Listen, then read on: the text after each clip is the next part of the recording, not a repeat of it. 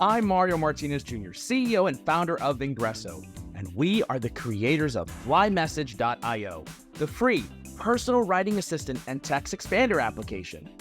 On each episode of this podcast, you will hear from sales leaders, practitioners, and influencers to help you grow your sales numbers at scale.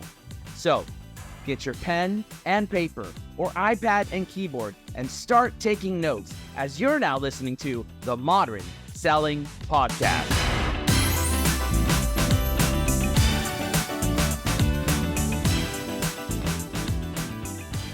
Ladies and gentlemen, welcome to this episode of the Modern Selling Podcast. And today, C-level meetings, that's what we're spending our time on today. And I couldn't be more excited to come to you with this show, episode number 250 freaking episodes, guys.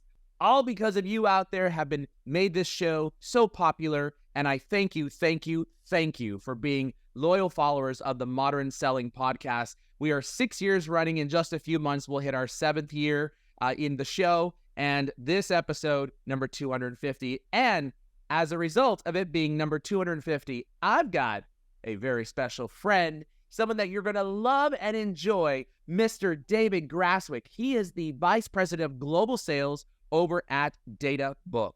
And we're going to welcome him right now. David, welcome to the show. Mario, it's great to be here. Thanks for having me. And my goodness, the 250th show, I feel honored to be part of it. I'm so glad that we had you on for this show, and I couldn't think of a better person to have for this show. It's exciting, actually. I think back at the journey that I started with the Modern Selling Podcast. I don't know if I ever told you this, but I'll tell you how I started the podcast and why I started it. Why I started it was because as I was starting my company out 7 years ago, I started meeting with various different sales influencers, Anthony Iannarino, Jill Conrath, Jeb Blunt, and I started asking them, hey, what does it take to become a sales influencer? Like, what do you got to do? I've got years of experience. Like, I should be able to be considered a social media sales influencer. And they said, you got to write a book. And ever since I was a kid, David, someone said to me, you got to go right to go left. I said, no. I'm going to figure out how to go left to eventually get back to right. And I've always done the opposite. So I said to myself, I don't want to write a book because I loathe writing. Although I've written about 1,000 blogs, but I don't enjoy writing, nor do I enjoy reading a book. In fact, the last time I read a book cover to cover was when I was in high school. So that having been said, I love listening to podcasts. I love short videos. And I said, I'm going to go a podcast and create short videos. And that's how I became a sales influencer, by using that content and promoting that and really taking the time to get to know people. So almost 7 years, 250 episodes, hundreds of thousands of downloads. I'm excited to have you on. David, do me a favor. Tell us a little bit about yourself, your background, and a little bit about DataBook. And then I've got a very special question for you. Yeah, very good. Well, obviously being around for 7 years so far, Mario, you've created high value content. I mean, or else you wouldn't have made it this far. So kudos to you and congratulations. A little bit of my background. I've been in sales now for about 21 years, software sales. And I started out as an individual contributor and, migrated up through a number of different high growth organizations, some early stage, some mid stage, some that had just gone public. In DataBook now, where I've been for a little over 3 years. I was fortunate enough to get in very early here and work with a great leadership team around our motto of strategic relationship management. And that's really what our focus is. And it's all around, balancing the equilibrium of execution and strategy. I think what we've seen over the last, call it 5 to 7 years, is there's an imbalance that's happened with all of these tools that are measuring activities, measuring sales rep effectiveness, all of those types of things. And it's come at the expense of actually doing a lot of work with the customer, spending more time with the customer, focusing on the strategy of that customer. And so DataBook was formed to help deliver that narrative to the go-to-market team so that they can go have higher level conversations at their particular customers and prospects in a more strategic way. Thanks for the background on that. And also, congratulations on the long-term role at DataBook. Now, I know you haven't been the VP of Global Sales for 3 years, but you've been in that role almost a year. And then prior to that, you were heading up the strategic sales organization for a year. And the reason why I say congratulations, because the average tenure of a VP of sales in a role, or a CSO or a CRO, is about 18 months to 20 months max. Now, that's pretty sad because of the need for constant change, or someone doesn't see like you're making the quota, you're making the numbers. And it's rough. It's rough because it takes roughly about 2 years for you to get into the groove to be able to start seeing results. And so my point being is congratulations on 3 years. That's obviously means that you're doing something right, and you're doing it really, really well, David. I always ask everybody this question, and I'm looking for something juicy, so give it to me. Just don't confess any grave sins. And that is, tell us something nobody knows about you, even if they're looking at any or all of your social profiles. Yeah. Well, I think back to my younger days in my 20s and just a random sport and stat. I was a horseshoe champion 2 years in a row here in Pittsburgh. And I don't know if people still throw or pitch horseshoes anymore, but it's something that I did with my dad back when I was in my early teens at one of our camps that we had. And I guess I got good enough that we won a few tournaments, and that's kind of a unique fact. I love it. So that's the first time I've ever heard horseshoe champion. Wait, so was it like through a state fair, a state competition, or where was the championship at? Yeah, it was more of a city league.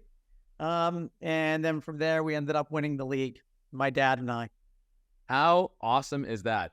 I would be very curious to see if there exists such a league anymore. It's a good question. I bet they're out there. I just don't know where.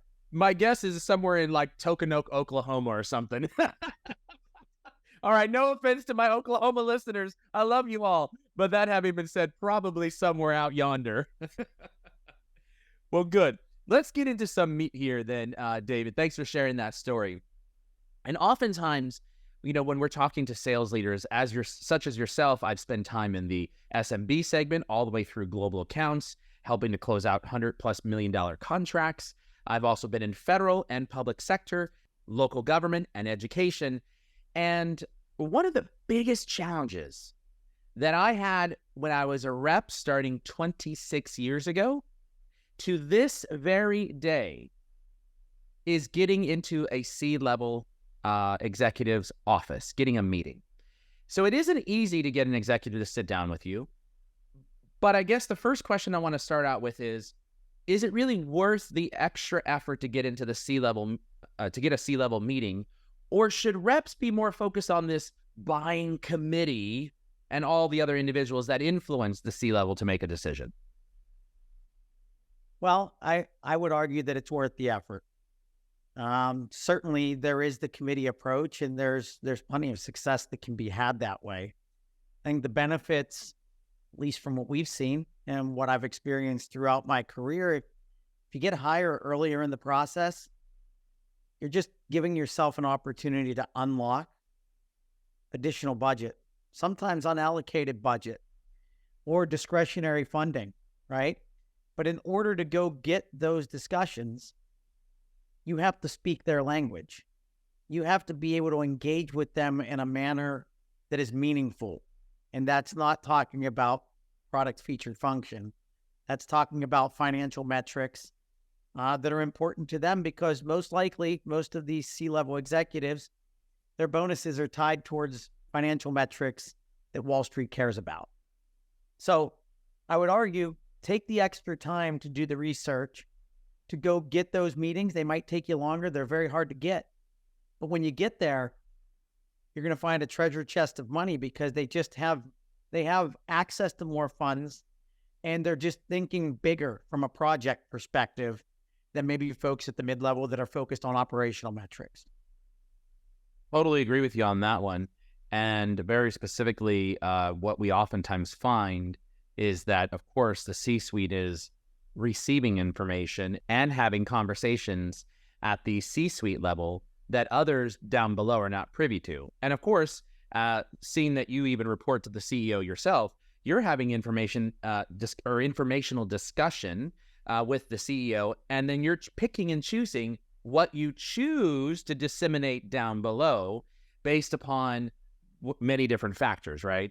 So to your point, a lot of knowledge is contained there at the C-suite. But I would also argue that a lot of sellers are trying to just get to the C-suite, but are failing to remember that there could be 3, 5, 7, or more different types of buying influencers that will make a recommendation. And I think that requires that we as sellers, our job has become a little bit harder or a lot harder, depending on how you look at it, that we need to really focus in on a sales campaign here at the top and here in the middle and possibly here down below, which are the user buyers of maybe our potential product or service, right? And now we've got to really think about the different sales campaigns for each one of those types of buyers. Would you agree with that?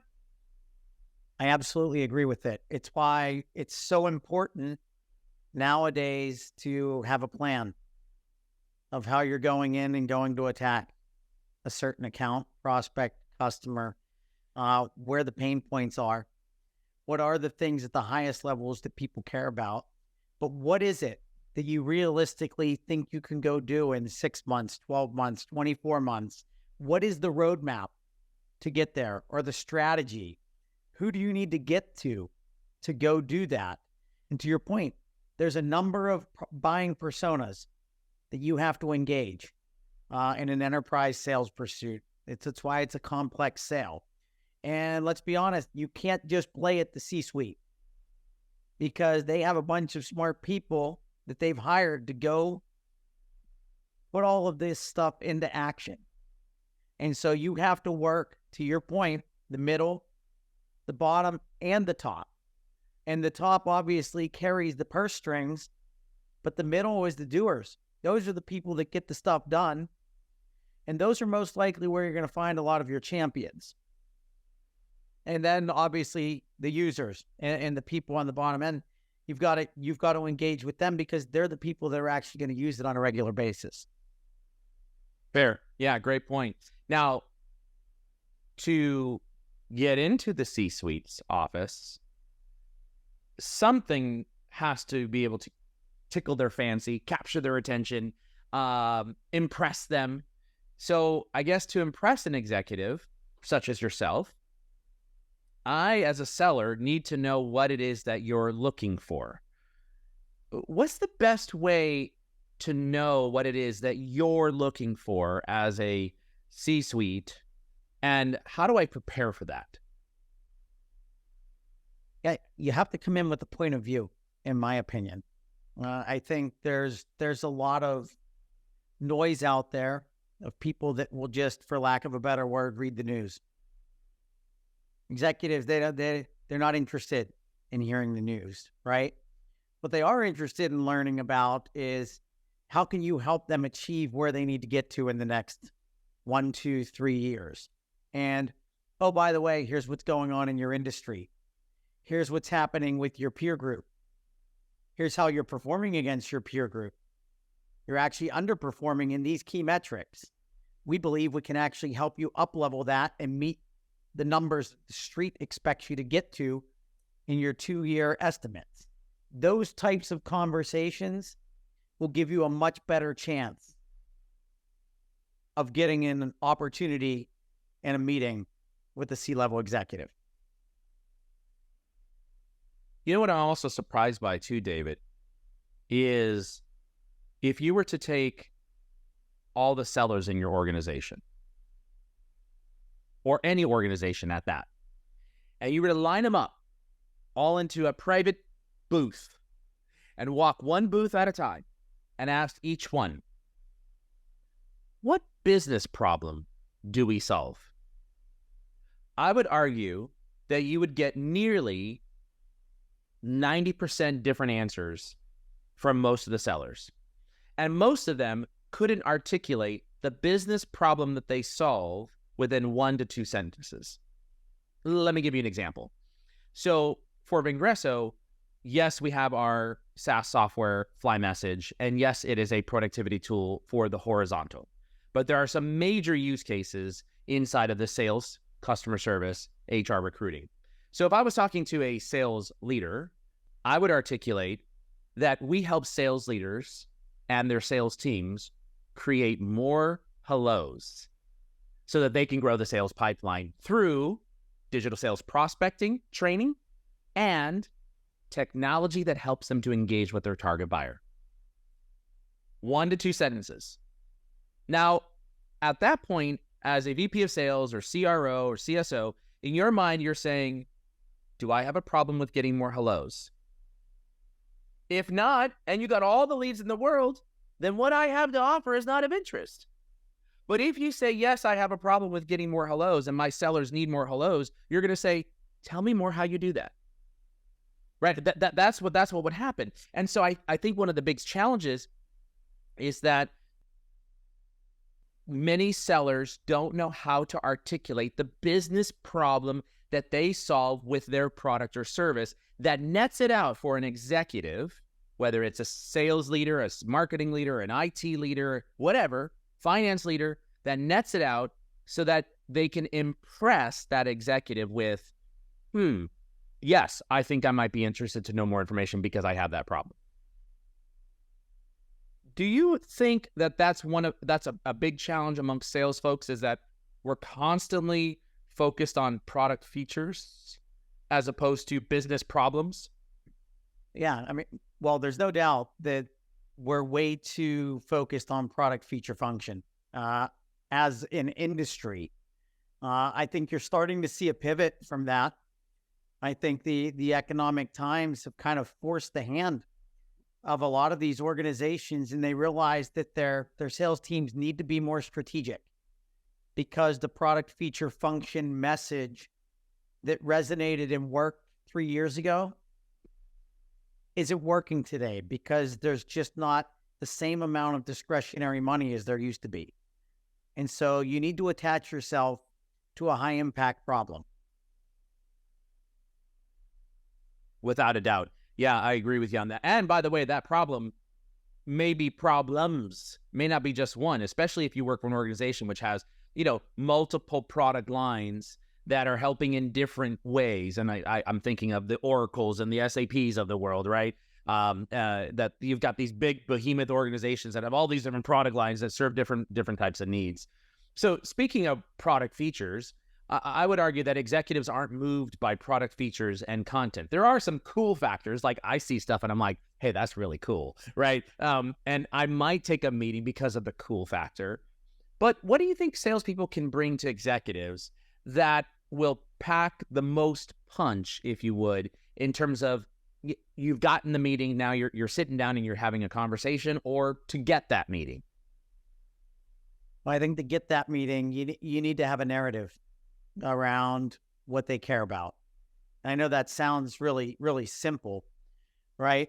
But when you're at the C-level, there's a lot of information out there. You can find out, how these executives are bonused. One may be bonused on improving SG&A margin. Another one might be bonused on improving revenue per employee. CEO, it's probably investor sentiment or shareholder value. You've got to attach yourselves to those things that might hit them personally. And then you start to align it to what are the business problems that bubble up to actually solve, if we use SG&A margin, bubble up to make that SG&A margin improvement. And you've got to be concise about your messaging there, and then tie it to your value statement on, maybe it's where you've done it elsewhere in their industry, one of their peers. Something along those lines with an ask. And it's got to be a tight narrative. You can't write stories because executives aren't reading stories. Yeah, that's for sure. And those narratives, the messaging around that, we're talking like 111 words and less, right? Something that you read in less than 40 seconds. In many cases, we're talking about 30 seconds. I might give someone 30 seconds of my attention. And usually what I'm focused on when I receive something, and I don't know about you, David, but obviously you're being sold to as well, given your position and your title and role. It's the first two sentences in a message. Did you keep me engaged? Did you not? If you didn't, I'm moving on. If you did, I will continue reading. Do you agree with that? Yeah, there's something to that. I think one of the other pieces that I had heard through the years was you have to assume that your message is going to be read on a smartphone, because that's where a lot of these executives check their emails and do a lot of that. And if you have to scroll more than once with your thumb, it's too long. The infamous one-touch scroll. That's exactly what we teach as well, to your point, in our sales prospecting messaging training program, where it's 111 words, one-touch scroll. And that's why we built in, even into Flymsg, the ability to be able to look at a mobile device and see what this message will look like, so that you can see, like, how many scrolls am I doing, right? Because if I'm sitting there like scrolling 1, 2, 3, that's it. You lost them. In fact, in one of the keynote presentations that I do for sales kickoffs, talking about sales messaging, I have an actual message, a real message from a real seller. I call him Bob. No offense to all my Bobs that are listeners. And inside that message, I've got 10. This is the first message, by the way. First message, cold outreach, 10 bullet points, all about product features of their product. And I'm like, oh, stab me now. The many times over, you're just killing me, people. You're killing me. So in any case, I think a lot of folks forget about the need for brevity and the need for pointed messaging. And this is why it's so hard as a seller, because not only are we managing so many different buying influencers, right? The top, the middle, and the bottom, which we just talked about. Now we're managing to, what does David like? Do you like to do email or phone or text or social media or video, right? Versus somebody else on that buying committee might like other types of outreach or touch points. And for me, you're not going to get a hold of me. I guarantee you will not call me on the phone unless you're in my phone book. If you're in my phone book and I see your name, I might answer, but most oftentimes I let it go to voicemail because I want to be able to screen all my calls. But if you text me, boom, I'll be happy to have a conversation with you. Now, all of you listening in that are trying to sell to me, please don't bombard me with text messaging. But that having been said, it's very different for each executive. And I think, product and features and content is something that we have to be really careful about, because we may get excited, but that's not necessarily what's important to the leader that you're selling to. Yeah, I think you have to remember when you're doing outreach like that, the email, the intent is not to sell them anything. It's an enterprise pursuit, right? The goal of that email is to get them to take a meeting. That's your sole goal. You're never going to sell them anything in an email. Amen to that. Amen to that. It's funny though, I would argue, correct me if I'm wrong, or tell me what your perspective is. I would argue that a lot of our enablement organizations that help enable the sales team, the first week of training that they do and they come on board, is a lot of it is about product features and product training, as opposed to, what if we actually trained our sellers on the business problems, financial talk, how to build trust and credibility with the pain and problem that you solve? How different would that training be, huh? Well, I think every organization should invest in that, in my opinion, and here's why. You think about these enablement organizations, customer success organizations, they're still engaging with the customer on a regular basis, right? They have these QBRs, the quarterly business reviews, and you hear it all the time. How come executives don't attend our QBRs? Well, they don't attend your QBRs because you're busy reading the news and you're down in the weeds, right? If you want them to attend your QBRs, you need to speak and come to the table with a narrative that they care about. And that means you've got to up-level that conversation by about 3 levels. Tease that out a little. So is this the financial talk that you're talking about to build, to create interest and to build that trust and credibility in that QBR, or what does that look like? Yeah, I mean, quite frankly, it is. You know, you think about a QBR and in the way I would envision one that's run very successfully. Number one, executives don't have 3 hours to spend with you, right? So these QBRs that are 2-3 hours, they're not going to spend 2 or 3 hours. So what you need to do is have a roll-up, some sort of executive summary where you can get your champions to get their executive to buy in that you want them to attend for the first 20 or 30 minutes. That's it. And here's the executive summary, right? And I'm going to tie it to financial metrics that the street expects you to get to, then the operational metrics or strategic priorities that your leadership team is focused on. How does that dovetail down into what we're doing within that organization? And then how does our value story help align and ratchet back up to that financial metric and those priorities? And you can cover that in the first 20 or 30 minutes, let the executive go. But you're going to have a better chance of doing that and getting that face time than to have somebody come for 2 or 3 hours. Instead, just decline the meeting. Great point. But how can sellers elevate their business acumen to have that type of conversation, the financial talk? And what do you think are some of the most important financial metrics to know when, as an example, in a QBR or when having a discussion, whether it's prospecting first, a closing meeting, whatever the case might be? It could be a prospect, a customer, a QBR. What should a sales rep know? What are those financial metrics? Well, I guess first, it's not easy to do, right? Because sellers that have been doing this a long time, they were never really trained to sell in this way, right? So we're trying to reprogram people that have been doing this for a long period of time to speak differently, to almost speak like a management consultant so that you come across as a trusted advisor. And so you mentioned, what are the financial metrics, depending on what you're selling? Revenue growth, gross margin, SG&A margin, revenue per employee, free cash flow, things like that. Those types of metrics, and those are easily accessible through any public filings with most of these companies. Now, that's for, I would argue, super large organizations. What if you're selling to the mid-market? Is that still applicable? What if you're selling to the SMB? And when I say SMB, I'm referring to companies that say have, 20 to 100 employees. And then you've got the, 101 to the 1,000 employees and 1,000 and above. 1,000 and above all day long, I'm with you on that one.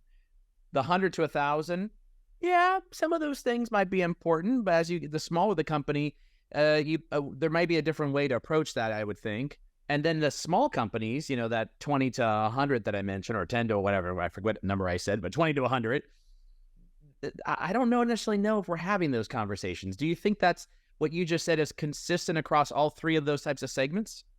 I think when you think about the SMC space, the small, medium corporate segment, you've got, I think they still think about it, but they also have to wear a bunch of different hats because they don't have the middle layers of people that are doing a lot of the operational things. When we talk about financials to strategic priorities to operational metrics, in the smaller companies, they're doing all of that, right? So you have to kind of weave that story in and figure out, what's the thing that's most important to them. And for them, it might, in those smaller companies, it may not necessarily be directly tied to revenue growth, right? Because they're probably not publicly traded. So they don't run quarter over quarter. they do run annually, but they're focused on different things, I think, when you think about quarter over quarter than a publicly traded company.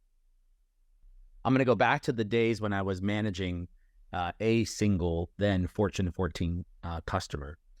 And I had closed out my first $30 million contract with them. That $30 million contract turned into a $50 million contract, but then turned into a $100 million contract. So, we started growing the business. And then at some point, there was an initiative done by the CEO that they wanted to save X millions dollars per year. So that was as a result of people, infrastructure, whatever the case might be. So it came down to us, and they said, well, listen, we've got to start cutting costs. We got to eliminate this. So we're going to need you to reduce your pricing. And I remember this when I said, okay, well, we're pretty like at bottom of the barrel already. So let's think about this a little bit differently. And one of the things that we did is I said to them, what if I could help you achieve that same goal, but a different way without cutting our costs? And they said, okay, tell me more. And I said, let's look at all the competition. You've got 3 providers inside of here. Where could we consolidate? Oh, no, we can't consolidate because, your service does not fit, cannot work everywhere where everybody needs it to work.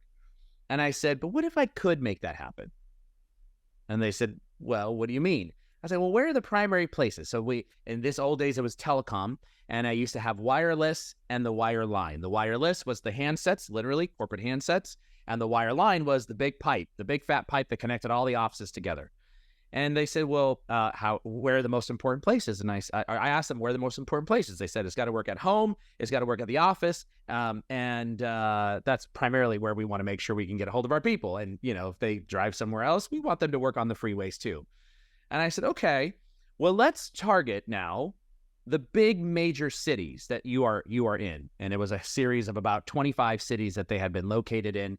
And I said, how many employees are each one of these? Okay, we identified that. And then I said, of what percentage is the competition versus us? Which, by the way, the competition is more expensive. Yeah, but we're willing to pay more because they have better coverage. Where? Oh, even at our office. What if I could fix that?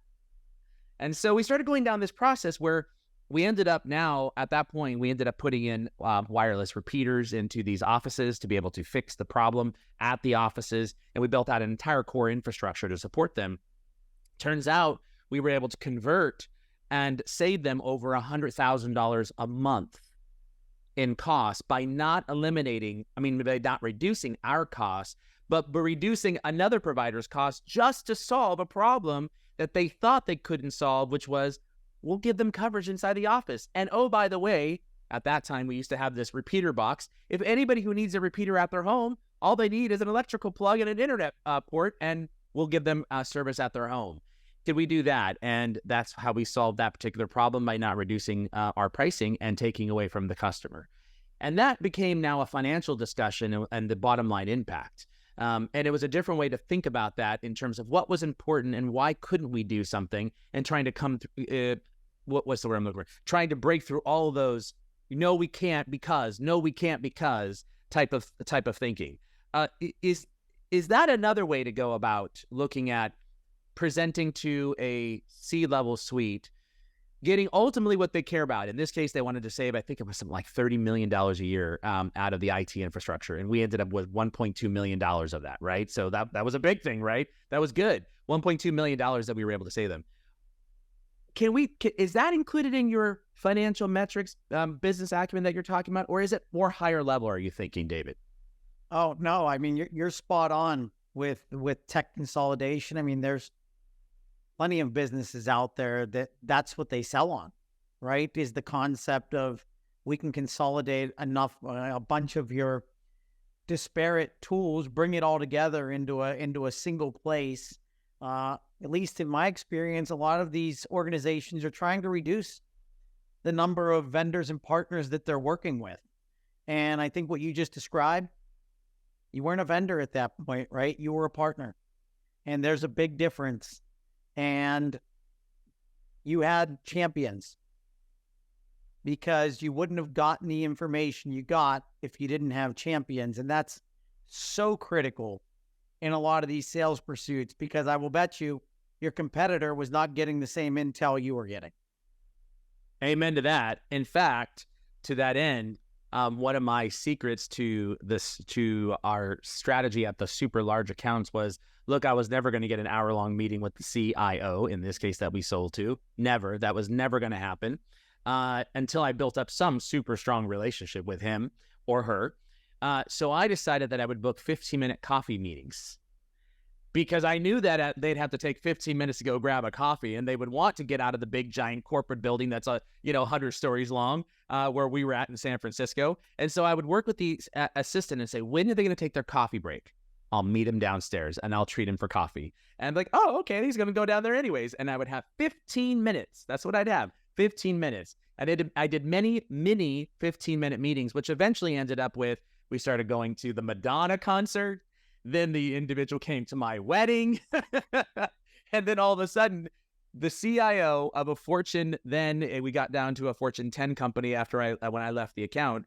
He was actually the only QBR that he would attend that was a non-super strategic. So I think it had to be at least $10 million a year spend or more, was ours.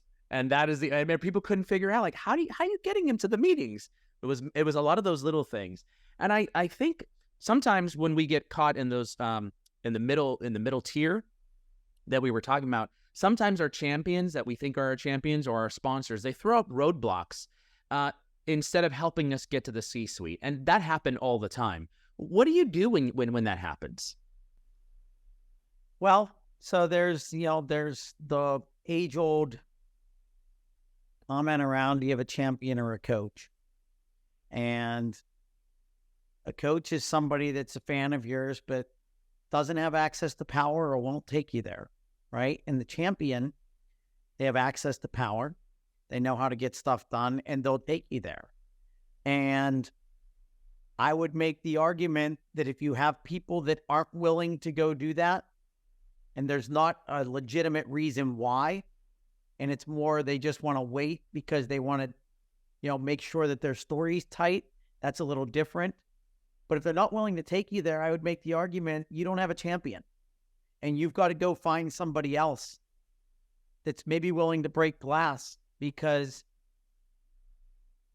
again, they might be fans of your solution, but for one reason or another, they're not going to get you to power. And that is one of the key attributes of a champion. And so you've got to work and get wider in that organization to go find somebody else that will, or you're going to have to go there on your own, right? Which is going to be challenging. Yeah, absolutely. So find another champion. That's the first one. Love the difference between the coach and the champion that you identified, or go there on your own, which is definitely possible to do that. And so one strategy that we used to use is essentially have our president or VP or CRO or CSO, they would reach out directly, and then you would claim plausible deniability. I did. I'm like, what did I do? I didn't do anything. I'm not the one who sent the message. To be able to have that discussion. But that's a great way to be able to break through that as well. I would also say that one of the biggest challenges that sales reps are having today is trying to get into an executive's office. And inevitably, sometimes cold outreach is the only way that we can get into an executive's office, and it's unavoidable. Maybe we've exhausted all avenues, referrals, trying to get in ourselves, etc. What do you think are some things that you could include in, say, an in-mail, an email, a video mail that would capture the attention of an executive buyer and possibly create interest in secure meeting? Well, what we've seen work on our end with our BDR teams and with our sellers is how they're performing against their peer group, what's going on in their industry, whether if they're lagging behind their peer group, and maybe one of their peers is a customer of yours, and you've got a story to tell where you've helped them improve that metric that they're underperforming on, and that you'd like to talk to them about how you can do the same thing for them. I've seen those types of strategies work. again, it's still low. Cold outreach is just a low hit rate to begin with. Unfortunately, yes, we're talking about sub 3% response rates at best, by the way, at best to a cold email and sometimes even worse to a cold call. But I would also argue, though, that it's an omni-channel approach, right? To my point earlier, I hate the phone call and they're unwelcomed and they're unwanted in terms of somebody that I don't know, right? And my number is out there in the ether, and I don't want to waste time answering every Tom, Dick, and Harry phone call because I just don't have the time to do that. Especially because as an executive, I'm always scheduled out anyway, so I just simply don't have the time. And I'm not trying to be a butthead about it, but but you get the point. So, but what I can appreciate is watching a short 1-minute video, right? And that's that building trust component right out of the gate with that particular buyers. I'm seeing that person's face and I'm actually listening. So I'm using two senses, sight and hearing. And I think that's one way that sellers need to be thinking about is how do I use an omni-channel, not just a channel. And it can't be just two. It's got to be 3 or 4 different channels that you're engaging. And in fact, I think the statistics show that your percentage of getting into their office goes up by about 30 plus percentage points when you're using an omni-channel approach. So totally agree with you on that one. One thing that I see, this one of my last questions here, and this is in preparation for the executive meeting. If you're lucky enough to have an executive meeting and you've worked for it, one thing I see people do a lot is they cram right before the call and preparing right then and there, as opposed to what I always used to do as my rule of thumb is at the end of the day, I would look at my calendar for the next day and I would look at who am I meeting with and then prepare that evening for that particular discussion. So is cramming before your call, is that really the right approach? Is that really what we should be doing? I would say in an ideal world, cramming probably isn't the best approach. You know, it's good to start putting your thoughts together. Let's say these executives are usually booked pretty far out. So if you're getting a meeting, you might be 2 weeks out from when that meeting happens. You need to get your extended team together and align it to the strategy that you formulated in your account plan for that account, and say, okay, here's what we've been working to do. Here's what we've been trying to accomplish over the last 6 to 12 months. We now have a meeting with this executive. What is our story? What is our talk track?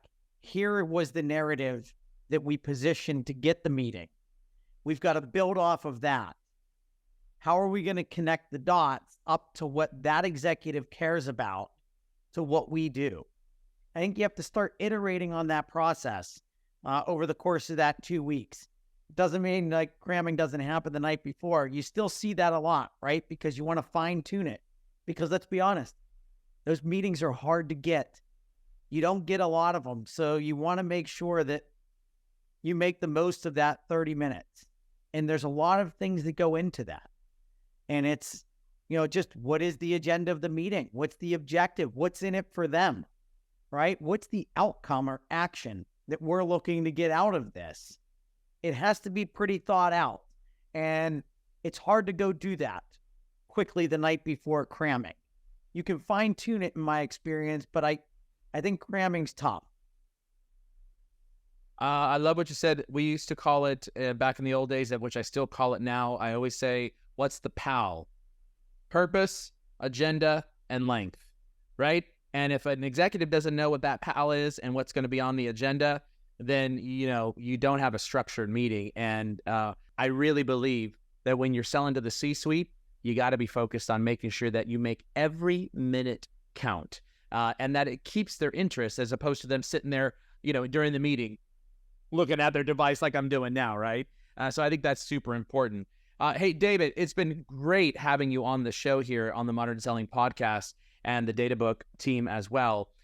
Do me a favor, if someone wants to get a hold of you, connect with you, Is it through Twitter, or what's it called, X now? Or is it LinkedIn, email? Like, what's the best way to get connected with you? Yeah, they can connect with me on LinkedIn, David Graswick. Also, my email, david.graswick@databook.com. Those are probably the two easiest ways. And make sure when you reach out to David, it's Graswick, Graswick. And please, please, please, for all of you who've been listening to me for 250 episodes, I say this every single time. Do not just hit connect on LinkedIn. Send a personalized connection request message to say, hey, David, I heard you on the Modern Selling Podcast. And shame on you if you don't know how to do it by now. After 250 episodes, just go look up the keyword connection request, and Vengresso's at the top of that search, and read that article. I'll tell you how you can actually get your connection request accepted, and some different scripts that you can utilize as well. David, it's been fabulous having you on the show. I do have one last question for you. Your all-time favorite movie, what is it? Wall Street.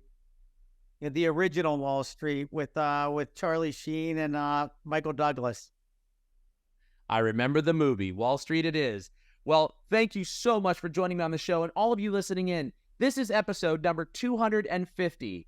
Episode number 250, and I couldn't be more thankful that you followed me for this long of a period of time, and that you've engaged with the Modern Selling Podcast, the Vengresso team, and Flymsg and help support our cause. Thank you, thank you, thank you. And here's to another 250 more episodes. Take a listen to this important message right now. Thanks for listening to the Modern Selling Podcast. Please do me a huge favor and give the Modern Selling Podcast a 5-star rating and review on iTunes. Oh, and don't forget, if you'd like to save 20 hours or more in a month and increase your productivity, go right now and download Flymsg, that's flymsg.io for free. It's your free text expander and personal writing assistant. Hey, thanks for listening in, and until the next episode, good selling.